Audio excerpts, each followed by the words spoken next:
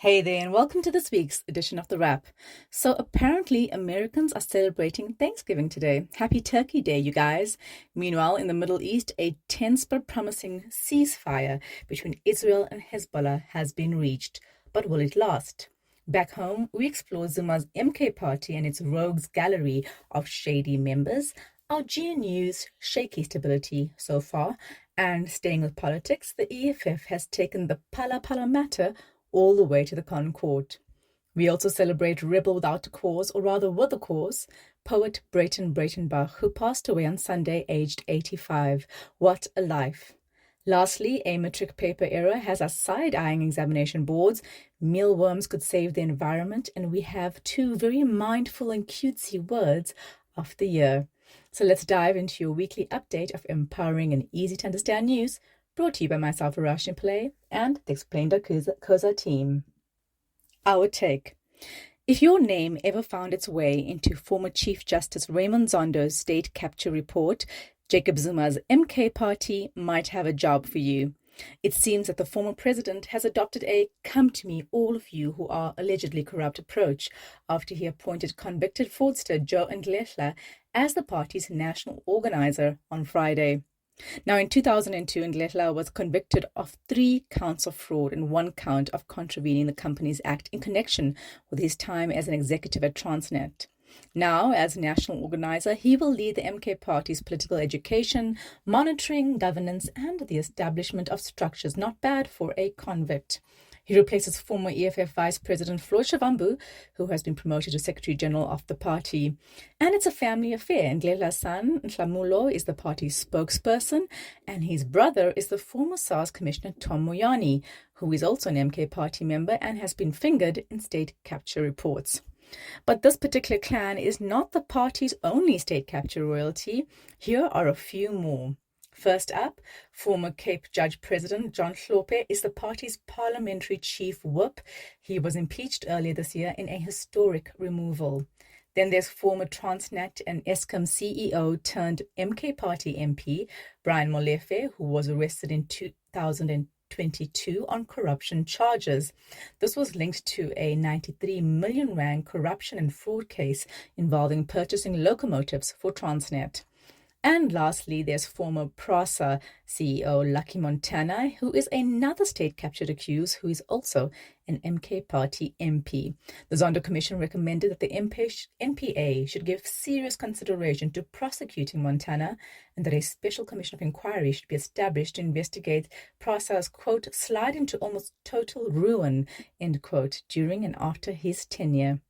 Meanwhile, the leading man himself, Zuma, was finally formally expelled from the ANC, also on Friday. In true Msholozi style, he has rejected his expulsion, saying that he does not recognize Cyril Ramaphosa's leadership of the ANC, but the decision stands. Now, the question everyone's asking is whether the MK party will last with this caliber of leadership and the constant changes and turmoil we've told you about previously. Even if it has been enormously successful at the polls, it has been powered by an aging Zuma without a clear successor.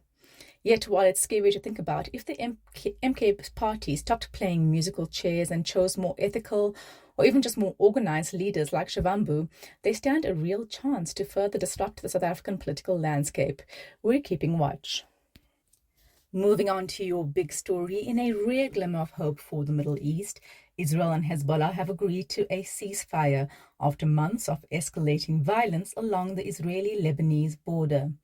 The agreement, brokered by the US with backing from global and regional powers, is a significant attempt to de-escalate one of the many flashpoints in the region. Hezbollah will draw its fighters from southern Lebanon, while Israel has pledged to cease military operations in the area. Humanitarian corridors are to be established, ensuring aid reaches the hardest-hit communities in southern Lebanon. The ceasefire is deeply intertwined with the ongoing war in Gaza, which began in October after a surprise Hamas attack on Israel. Hezbollah's involvement in skirmishes along the border was seen as a direct response to the Gaza conflict, adding to the region's volatility. The deal has sparked mixed reactions. Celebrations erupted in Beirut, where residents welcome the possibility of peace, yet skepticism persists. Israeli Prime Minister Benjamin Netanyahu described the agreement as a strategic success, claiming it significantly weakened Hezbollah's capabilities. On the other hand, Hezbollah's leader Naim Qassem dismissed it as merely a tactical pause, emphasizing the group's ongoing vigilance. Internationally, the UN and EU cautiously welcomed the ceasefire, urging both sides to adhere to its terms.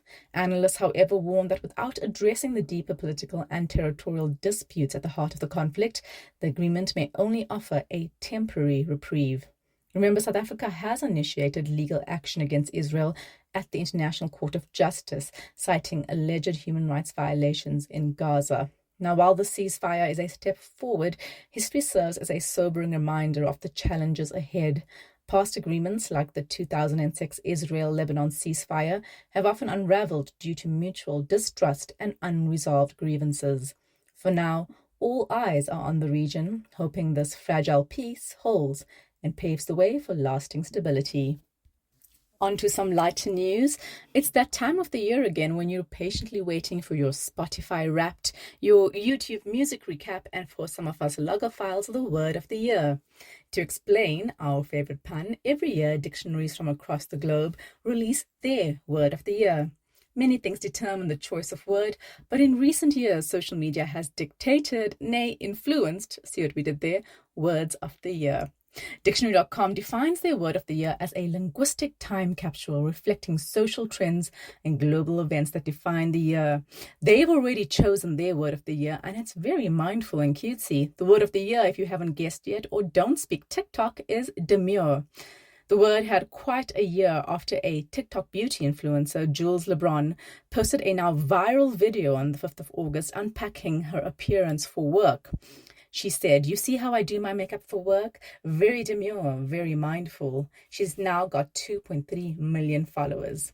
That phrase, very demure, very mindful, quickly went viral, with celebrities and brands hopping onto the trend. Another word the site considered was brat, which became famous thanks to musician Charlie XCX. She tweeted that outgoing US Vice President Kamala Harris, who ran for president but lost to Donald Trump, was Brat, the name of her acclaimed 6th album. It's a reclaiming of the word and now means someone who is confidently rebellious, unapologetically bold, and playfully defiant. This one won out over at Collins Dictionary, who named it their 2024 Word of the Year.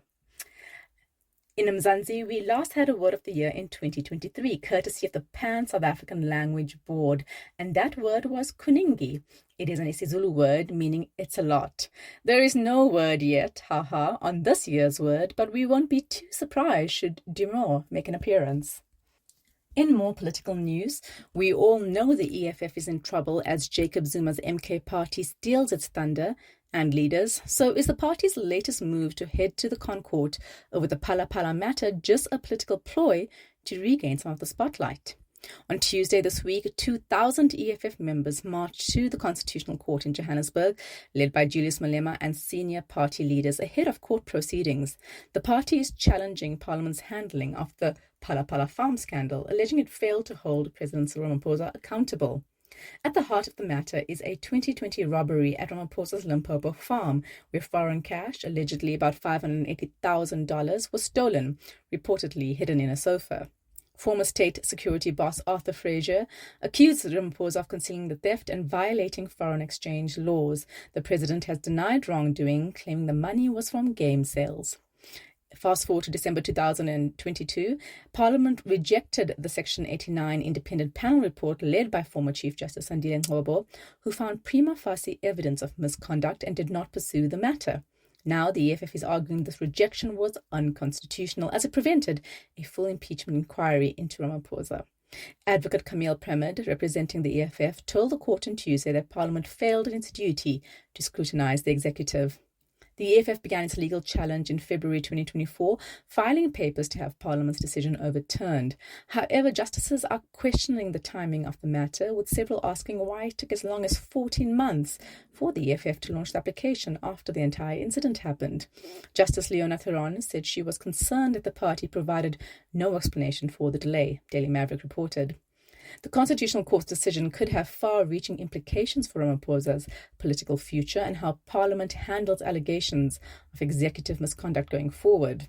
But legal processes take time, so don't expect fireworks just yet. For Ramaphosa, the stakes could not be higher. His administration has tried to project an image of reform and renewal after the Zuma years, but Phala Phala continues to cast a long shadow. Now it's over to the ConCourt to decide whether Parliament dropped the ball.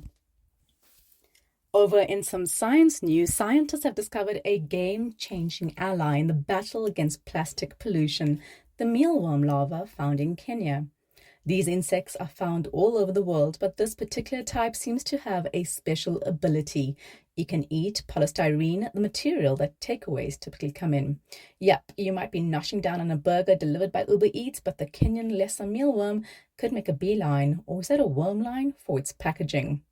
Polystyrene is the plastic also found in packaging for electronics and industrial products. It's tough to break down, and the usual recycling methods like heating or using chemicals are not only expensive but can cause further pollution.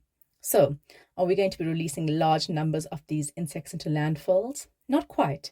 Research revealed that the bacteria in the mealworm stomach produce enzymes that can break down synthetic materials. Thus, the bacteria and enzymes they produce can be used in factories and dump sites to break down plastic waste on a large scale. This would provide a natural way to tackle plastic waste. Africa, in particular, faces major challenges with plastic pollution due to high imports of plastic products and low rates of recycling. Moving forward, the researchers plan to isolate the specific bacterial strains and enzymes responsible for breaking down plastics and see if these enzymes can be produced in large quantities for recycling purposes. They also want to test the mealworm's ability to break down other types of plastics. Mealworms are quite the powerhouse insect. Various varieties can also, 1, be eaten as a source of animal feed as they're super high in protein. 2, help turn organic waste like food scraps and agricultural byproducts into useful biomass, which reduces landfill waste while providing yet another sustainable protein for animal feed. 3, create biodegradable packaging and natural fertilizers thanks to the nutrient-rich droppings that they produce. And finally, 5, create biodiesel from the oil from their larva, an eco-friendly alternative energy source. What a wonder bug. Maybe mealworms should be Africa's word of the year. Remember earlier this year when we were all obsessed with the Government of National Unity? Well, it hit its 100-day milestone in early October, but it's not been without its challenges. Let's have a look at what's been happening since we last told you about them. Firstly, in September, the DA threatened to leave the GNU if President Cyril Ramaphosa signed the Education Bella Bill into law. The president signed the bill into law, but delayed the implementation of 2 contentious clauses, one around language, for 3 months for further discussions. This did not stop the DA from marching earlier this month with the Afrikaner rights organization AfriForum against the bill. Secondly, Helen Zille isn't too far away from the fray as usual. Appearing at a roundtable at the South African Chamber of Commerce in the UK in October, Zille claimed that big business in South Africa had asked the DA to save Ramaphosa from the EFF and the MK party. Her comments riled up ANC Secretary General Fikile Mbalula, who said that the DA were welcome to leave the GNU if they wanted, while City Press editor Mondli Makanya opined that Zille was the quintessential wrecking ball threatening the GNU. Zille responded that her critics had based their criticisms on a single decontextualized sentence plucked from a long answer and question session. Meanwhile, other leaders in the GNU are clearly tired of the DA's constant threats to leave. UDM leader Bantu Holomisa said internal remedies existed within the cabinet to solve challenges, and noted Ramaphosa had been good to ministers and their deputies in his experience. Patriotic Alliance leader Gayton McKenzie has called for unity in the GNU, warning that without a united front, South Africa faced a Zuma tsunami. Now, fears for the GNU are not without merit. Germany's historic 3-party coalition government collapsed earlier this month. If Germany, usually known for its stable government, could face a coalition collapse, what about the GNU? Let's hope it is as resilient as South Africans and weathers the storms. In some memorial news, South Africa bids goodbye to Breyten Breytenbach, one of its most influential literary and artistic figures, who passed away this week in Paris at the age of 85. Breytenbach, renowned as a poet, novelist, painter, and anti-apartheid activist, leaves behind a legacy of defiance, creativity, and commitment to justice. Born in Bonnievale, Western Cape in 1939, Breytenbach became a leading figure in the Afrikaans literary movement of the 1960s, the Zestigers. His work, characterized by surreal imagery and bold political commentary, pushed the boundaries of Afrikaans literature during apartheid. Beyond writing, he was an accomplished visual artist whose paintings often explored themes of captivity and freedom. In the 1960s, Breytenbach left South Africa for Europe, condemning apartheid from abroad. In Paris, he met Yolande Ngati Hoang Linh, a Vietnamese woman who became his lifelong partner. Their interracial marriage was illegal under South Africa's Prohibition of Mixed Marriages Act, barring them from returning together. France became their refuge, and Breytenbach became a French citizen after his imprisonment. That imprisonment happened after a clandestine trip to South Africa in 1975, which led to his arrest. Sentenced to 7 years in prison, he wrote some of his most poignant works during this time, including The True Confessions of an Albino Terrorist. Even after apartheid ended, Breytenbach remained outspoken. He criticized the ANC for corruption, seeing it as a betrayal of the ideals of the liberation struggle. A fierce advocate for human rights globally, he decried injustices wherever they occurred, from Palestine to Myanmar. Breytenbach's honors include being named a Knight of the Order of Arts and Letters in France, recognizing his contribution to global culture. His profound impact on Afrikaans literature ensured the language's beauty was celebrated, even as he rejected its association with apartheid. Breytenbach's life was a tapestry of contradictions: Afrikaner in exile, rebel and romantic, artist and activist. He is survived by Yolande, their daughter Daphne, and 2 grandsons. While South Africa mourns his loss, his legacy as a voice for justice and creativity will continue to inspire. Finally, the South African Comprehensive Assessment Institute has come under fire recently after a glaring error in a matric geography exam, which forced 967 pupils in KwaZulu-Natal into quarantine last Wednesday. A draft version of the Geography Paper 2 exam was mistakenly sent to the printers instead of the final one and shared with pupils before they wrote it. The affected pupils were from 85 exam centers, which fall under SAICA, one of 4 examination boards under Umalusi. After the error was spotted, the students were quarantined but issued the right paper. Department of Basic Education distanced itself from the error, saying that it was neither affected nor involved. Education experts and unions have condemned the incident as unacceptable. Meanwhile, the affected students have rewritten the exam after the right paper was given to them, but not without added stress to an already grueling matric process. Parents and pupils have been left understandably frustrated, with some calling for better oversight and accountability to prevent such errors in future.